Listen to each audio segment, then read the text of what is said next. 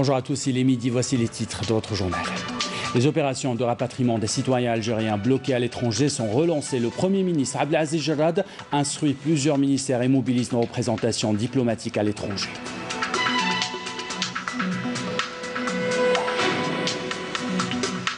Une opération de qualité pour les éléments de l'armée nationale populaire. 3 terroristes ont été éliminés dans la commune de Drag, dans la wilaya de Médéa. Les images dans ce journal.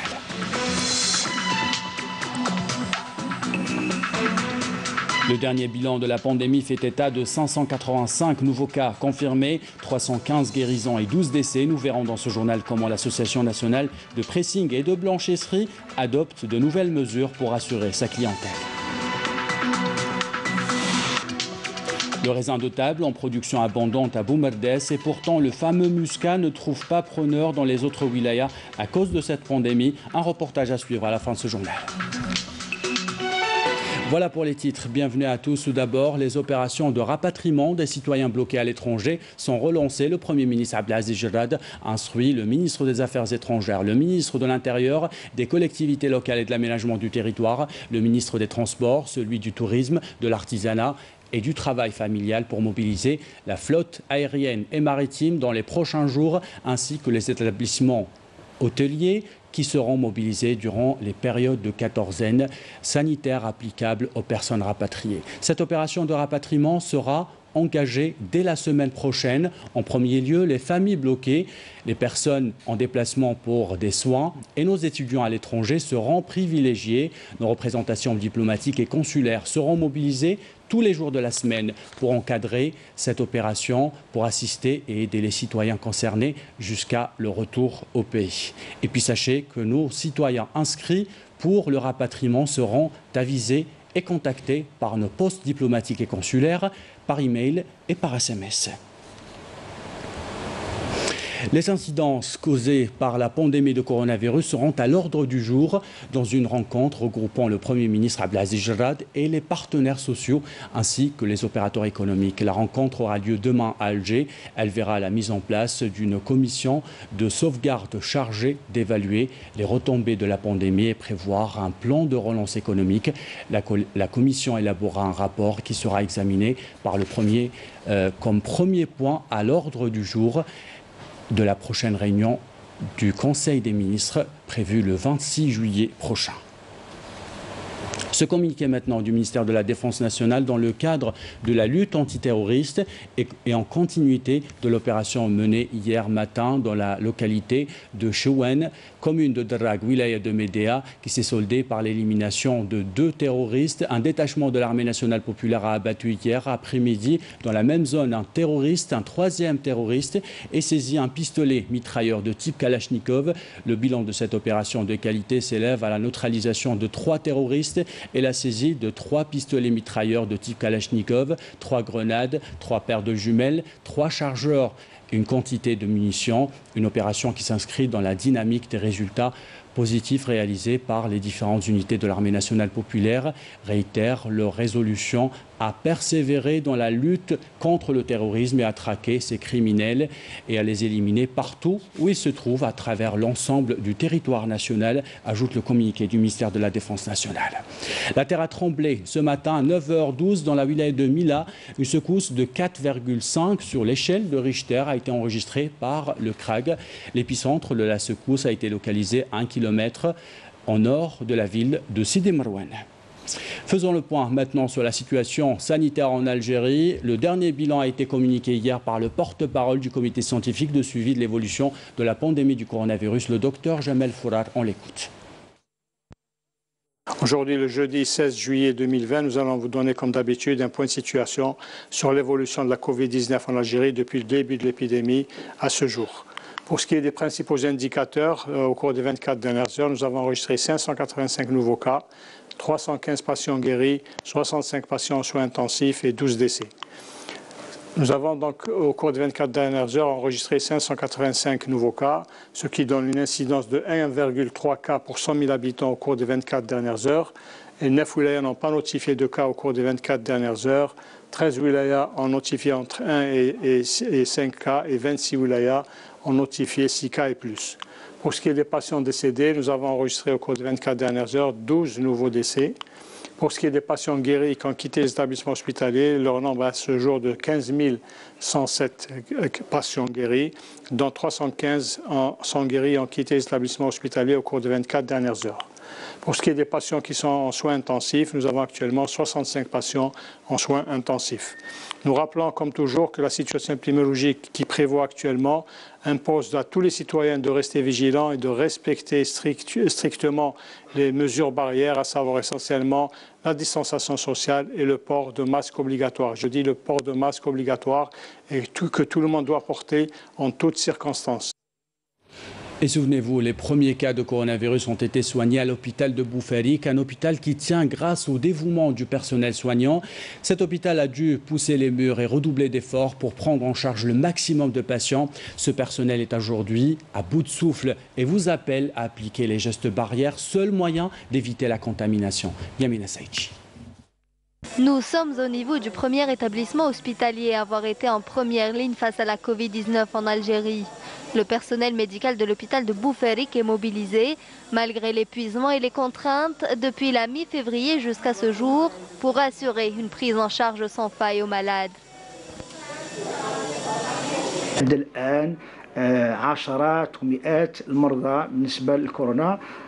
Nous avons reçu depuis le début de la crise jusqu'à aujourd'hui des centaines de malades contaminés.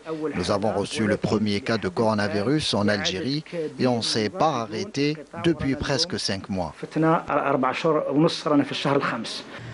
Pas une minute de répit n'est permise pour le personnel soignant depuis le début de la pandémie. Nous sommes en première ligne depuis 4 mois et demi et avec une équipe qui se donne à fond, mais le personnel est à bout.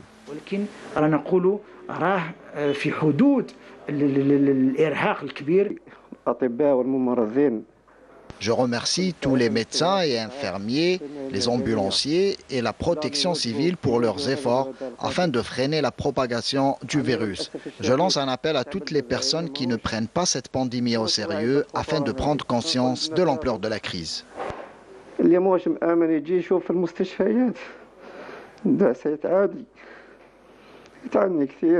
Au bout du rouleau, mais toujours debout, ils font face en faisant appel à leur dernière réserve d'énergie.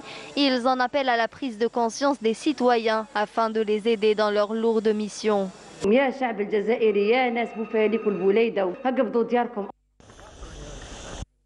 Il reste de mise pour sauver nos vies et celles de nos enfants. Nous vous emmenons à l'hôpital de Birtraria pour voir comment les enfants atteints de coronavirus sont pris en charge. Les médecins appellent les parents à la plus grande prudence. Reportage Youssef Tafet, commentaire signé Adel Bouhams. Tout en assurant la continuité du service au profit des différents enfants atteints de maladies chroniques, les services de pédiatrie gardent un œil vigilant sur les cas suspects à la Covid-19. Mon enfant est bien pris en charge ici. L'examen qu'on lui fait ne laisse rien au hasard. Et on ne nous fait pas trop attendre. On a reçu beaucoup d'enfants Covid positifs. Alhamdoulilah, ils étaient presque pour la plupart asymptomatiques. La plupart du temps, l'enfant présente des formes qui sont mineures, bénignes à modérées. Les formes qui sont très graves et heureusement, et les décès sont très très rares. Dans ces cas-là, on peut demander aux parents, après avoir fait les sérologies et après avoir confirmé la Covid, soit de rester chez eux et de faire les mesures de diminuer la fièvre. On leur donne des traitements symptomatiques et bien sûr qu'ils respectent le confinement au moins 14 jours. Pour certains cas qui sont plus ou moins sévères, donc on va les envoyer vers les unités qui sont plus de réanimation pour des soins plus intensifs. Toutes les précautions sont donc prises pour préserver la santé des enfants. Toutefois, le staff médical appelle les parents à une plus grande prise de conscience. Et dans la wilaya de Ouargla, c'est une caravane médicale qui est mobilisée pour les habitants de Tamassine. Objectif, sensibiliser et dépister le maximum d'habitants de Marine Tamis. Initiée par une entreprise privée et en collaboration avec l'association Inmerth de Tamassine, cette caravane médicale a pour objectif de dépister les habitants de la région au Covid-19. C'est une initiative qui a pour but de sensibiliser les citoyens, nous donnant quelques conseils aux patients pour diminuer les risques de propagation de cette pandémie. Nous sommes venus ici pour aider à diminuer la surcharge au niveau des hôpitaux. Nous avons plus de 1000 tests de dépistage et nous allons atteindre les 4000 à 5000 tests. Les membres de la caravane médicale appellent au respect rigoureux des mesures préventives pour endiguer la pandémie. Mon résultat est négatif et j'espère qu'il en soit de même pour les autres. Avec ce genre d'initiative, nous pourrons maîtriser la situation. Il faudrait que les citoyens prennent conscience du danger de la Covid. C'est le seul moyen d'éradiquer cette pandémie. Des cas Covid positifs ont été identifiés durant cette opération, encadrée par des médecins. Un protocole sanitaire strict est alors appliqué.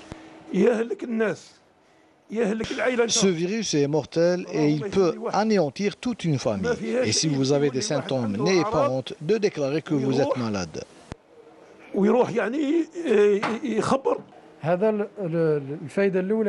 Ce genre de test rapide est plus pratique. Nous pouvons l'utiliser à domicile, au lieu d'emmener les patients à l'hôpital et leur faire un prélèvement sanguin, pour ensuite les envoyer à un autre centre de dépistage. Une initiative louable qui a pour double objectif de diminuer la surcharge exercée sur les personnels de la santé et de sensibiliser à la nécessité du respect des mesures barrières. La peur de se faire contaminer rythme notre vie quotidienne. À quand remonte la dernière fois que vous avez déposé vos vêtements chez un pressing? Pour certains, cela remonte à plusieurs mois. Les professionnels du secteur ont mis en place, vous allez le voir, un protocole efficace pour vous rassurer. Le chemin des vêtements sales ne croise désormais jamais celui du vêtement propre. Reportage à Alger, signé Saïd Fallak. L'activité de pressing et blanchisserie, à l'image de beaucoup d'autres professions, a été fortement impactée par la crise de la Covid-19. Le manque à gagner est énorme après un arrêt quasi complet en avril et mai. Les clients se font de plus en plus rares par peur de contamination, malgré le protocole sanitaire mis en place par les professionnels du secteur. L'Association nationale pressing et blanchisserie, créée en 2018, essaye de trouver des solutions concrètes. On a mis en poste un protocole spécial, comment entretenir les linges des gens sans contaminer et le rendre toujours propre. C'est la méthode RABC, c'est que le chemin du vêtement sale ne prend pas le même chemin du vêtement propre. Et ce qui concerne les machines, après chaque machine, on désinfecte avec de l'eau de javel, bien sûr à vide. Depuis sa création, l'association a aidé beaucoup de personnes de ce métier. Elle nous a permis de s'organiser et mieux gérer, notamment cette période de pandémie. Et pour minimiser le contact avec le client en cette période de pandémie, un distributeur est mis à sa disposition. C'est une nouveauté, c'est un distributeur. Chaque client a droit à un ticket avec un QR code. Ce QR code lui permet de restituer ses vêtements à toute heure, H24. C'est comme un service pour les billets, seulement c'est pour les vêtements. En attendant une amélioration de la situation, les pressings essayent de développer d'autres activités afin de limiter les dégâts. Dans l'actualité internationale, le groupe de soutien de Genève pour la protection et la promotion des droits de l'homme au Sahara occidental a appelé hier le Conseil de sécurité de l'ONU à inclure un chapitre sur les droits de l'homme dans le mandat de la mission des Nations Unies pour le référendum au Sahara occidental. Rappelons que le Sahara occidental est inscrit dans la liste des territoires non autonomes depuis 1963 et que le peuple sahraoui est sous occupation militaire illégale depuis 1975 en attente de l'organisation du référendum d'autodétermination et d'indépendance depuis 1992. Le groupe, qui compte plus de 200 organisations, a demandé dans une lettre ouverte au président du Conseil de sécurité de l'ONU et aux membres du Conseil de sécurité d'inclure un chapitre sur les droits de l'homme dans le mandat de la MINURSO et de mettre en œuvre tous les moyens nécessaires prévus par la charte des 214 organisations du groupe de soutien de Genève. Ont appelé également dans une lettre la responsabilité principale de l'Organisation des Nations Unies à l'égard du peuple du Sahara occidental. Elles ont également demandé au secrétaire général des Nations Unies de nommer une personnalité indépendante comme envoyé personnel. Toujours à l'étranger, On fait le point ce matin sur la pandémie du coronavirus. Pendant que l'Inde et le Brésil comptent leurs morts, les États-Unis battent tous les records de contamination. Les détails avec Raouf Hamouche. L'Inde dépasse la barre du million de cas déclarés d'infection au Covid-19. Les autorités locales multiplient les restrictions sanitaires et reconfinements pour endiguer la propagation de l'épidémie. Troisième nation au monde en termes de nombre de contaminations après les États-Unis et le Brésil, le géant asiatique compte près de 26 000 morts depuis le début de la pandémie. Et justement, un triste record a encore été enregistré aux États-Unis. Plus de 77 000 cas Covid positifs recensés en un seul jour, ce qui porte le total provisoire à près de 3 600 000, selon un décompte de l'université Johns Hopkins. La Floride, devenue le nouvel épicentre de l'épidémie, a fait état d'un nombre record de 156 décès dus au Covid-19, après près de 14 000 nouveaux cas en 24 heures. Quant au Brésil, il enregistre à ce jour plus de 2 millions de cas de contamination sur son sol et reste le pays d'Amérique latine le plus touché, avec désormais plus de 75 000 morts. En Europe, et face à la recrudescence des contaminations par le coronavirus et à la menace d'une deuxième vague, les autorités de plusieurs pays durcissent les mesures anti-Covid. L'Allemagne autorise l'adoption de mesures de confinement drastiques au niveau local, avec des interdictions de sortie dans les zones contaminées. En France, où des foyers de contamination sont réapparus, le port du masque sera obligatoire dès la semaine prochaine dans tous les établissements clos. Et en Espagne, les autorités surveillent plus de 120 foyers actifs, notamment en Catalogne, autour de la ville Lérida, où environ 160 000 habitants ont été reconfinés. Retour en Algérie pour vous parler d'un fruit de saison, le raisin de table entre Muscat et Victoria. La récolte a été abondante cette année à Nasseria. Seul pépin, la période de pandémie empêche les producteurs de la wilaya de Boumerdes de commercialiser leur récolte vers d'autres villes du pays. Reportage signé Sihem Knouch. C'est l'été, la cigale se donne à cœur joie au milieu des vignes s'étendant à perte de vue, ici à Nasseria, dans la wilaya de Boumerdes. Boumerdes est classée première avec une superficie de 16 640 hectares. Et c'est la superficie totale. La superficie en rapport est de 12 600 et quelques hectares. Donc généralement, c'est toujours la wilaya la première en production de raisin de table. La daïra de Nasseria est considérée comme une daïra à 100% agricole. La spéculation la plus dominante, c'est la vigne de table. Elle représente environ 1600 hectares de vignes avec différentes variétés. La plus dominante, c'est la variété cardinale. En deuxième position, c'est le Sabène. En troisième position, c'est le dattier. Et si le Muscat ou le Victoria pousse mieux en pergola, le Cardinal, quant à lui, préfère les palissage. Dans notre région, le Cardinal est bali, c'est-à-dire il pousse seulement grâce aux eaux de pluie, il n'est pas irrigué.